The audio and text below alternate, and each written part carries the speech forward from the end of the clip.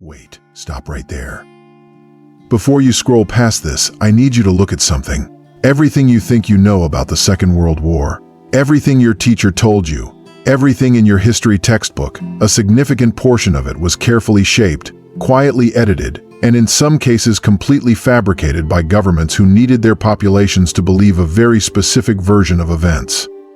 And the most unsettling part is not that they lied. The most unsettling part is that those lies are still being taught in classrooms right now, today, in 2025, as if they are facts. I am going to show you 5 of them, and by the time we get to number 3, you are going to want to send this to someone you know.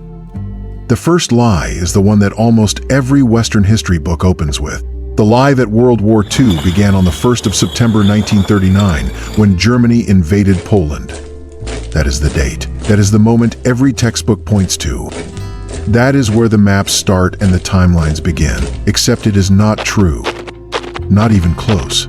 The war had already been burning for years before a single German soldier crossed the Polish border. In 1937, Japan launched a full-scale invasion of China that killed between 8 and 20 million people. Cities were leveled. Civilians were massacred in their hundreds of thousands. The Nanjing Massacre alone killed somewhere between 200,000 and 300,000 people in a matter of weeks. This was not a border skirmish. This was not a regional conflict. This was one of the largest military campaigns in human history, happening in real time, while European governments watched and did nothing. The reason your textbook does not start there is simple. The people who wrote the dominant version of World War II history were European and American, and a war that started in Asia and killed Asian people in the tens of millions did not fit the story they wanted to tell. So they moved the start date. And we have been teaching that move date to children ever since. The second lie is perhaps the most politically protected one, and it concerns the Soviet Union. In the version of World War II most people in the West learned, the United States and Britain won the war. The D-Day landings in Normandy are presented as the decisive turning point. There are movies about it. There are monuments. There are anniversaries attended by heads of state, and D-Day was enormously significant. Nobody is taking that away. But here is what the textbooks consistently understate or omit entirely. The Soviet Union did the overwhelming majority of the fighting and dying that actually defeated Nazi Germany. By the time Allied forces landed on the beaches of Normandy in June 1944, the Soviet Union had already been fighting Germany for 3 full years on the Eastern Front. The Battle of Stalingrad alone, which ended in February 1943, killed more people than the United States lost in the entire war across every theater combined. The Soviet Union lost an estimated 27 million people in World War II. 27 million. The United States lost around 400,000. Britain lost around 450,000. The Eastern Front was where Germany's military was broken, bled dry, and ultimately destroyed.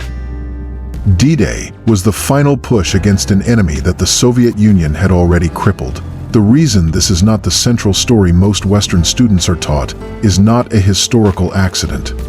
It is a political one.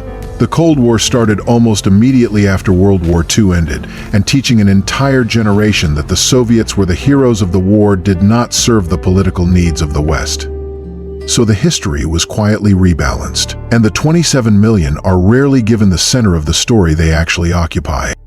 The third lie is the one about Hitler coming to power through brute force and terror. The image most people carry is of a radical extremist who seized control of Germany through violence and intimidation, a fringe lunatic who forced himself onto a country that did not want him. That image is wrong. Adolf Hitler became Chancellor of Germany through a democratic election. The Nazi Party won 37% of the vote in the 1932 German federal election, making it the single largest party in the Reichstag. Ordinary German citizens, educated people, professionals, businessmen, farmers, voted for him in their millions. And the reason they did is the part that should make every person alive today deeply uncomfortable. Germany in the early 1930s was experiencing economic devastation, mass unemployment, national humiliation from the terms of the First World War, and a deep cultural anxiety about the future.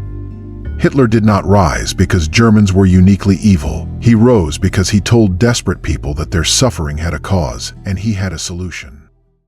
That mechanism, economic despair plus a charismatic leader plus a scapegoat plus nationalist anger, did not die in 1945. It is a pattern. And textbooks that present Hitler as an aberration, as a monster who appeared from nowhere and forced himself on an unwilling population, are hiding the most important lesson of the entire war, which is that ordinary people under sufficient pressure will vote for extraordinary evil. The fourth lie is about Japan and why the atomic bombs were dropped on Hiroshima and Nagasaki. The version most people learned is that Japan was an immovable, fanatical enemy that would fight to the last man, that an Allied land invasion would have cost hundreds of thousands or even millions of lives, and that the atomic bombs, horrific as they were the only option that ended the war quickly. This has been the official justification for 80 years. Declassified documents, internal government communications, and the personal diaries and correspondence of senior American military commanders tell a more complicated story. Several of the most senior American generals of the war, including Dwight Eisenhower and General Douglas MacArthur, stated privately, and in some cases publicly, that Japan was already on the verge of surrender before the bombs fell. The Soviet Union had just declared war on Japan on the 8th of August 1945, 2 days after Hiroshima, and Japan's military leadership was in a state of collapse. A significant body of historical evidence suggests that the atomic bombs were not dropped primarily to end the war with Japan, but to end the war before the Soviet Union could claim territorial concessions in the Pacific, and to send a message to Stalin about the new balance of global military power. This does not mean the decision was simple. It does not mean the people who made it were cartoon villains. It means the real reason was geopolitical, and it was not what you were taught. The fifth lie is possibly the most quietly devastating one, because it concerns who we remember and who we erase. The version of World War II most people know is a European story with an American and British resolution. It is the story of the Holocaust, of the French resistance, of Churchill's speeches, of the beaches of Normandy, of the liberation of Paris. And all of those things are real and important. But the textbooks almost universally fail to teach that the largest volunteer army in history of the world during World War II came from a country that was not even free. India, still under British colonial rule, contributed over 2.5 million volunteer soldiers to the Allied war effort. 2.5 million. These men fought in North Africa, they fought in Italy, they fought in Burma. They fought in the Middle East. They died in enormous numbers. And after the war ended and the victory parades happened in London and New York and Paris, these men went home to a country that was still a colony, still ruled by the empire they had just fought to defend, and most of them were never mentioned in a single Western history textbook. The story of World War II, as it is taught in most of the world, is the story the winners wanted told, about the winners, for the benefit of the winners.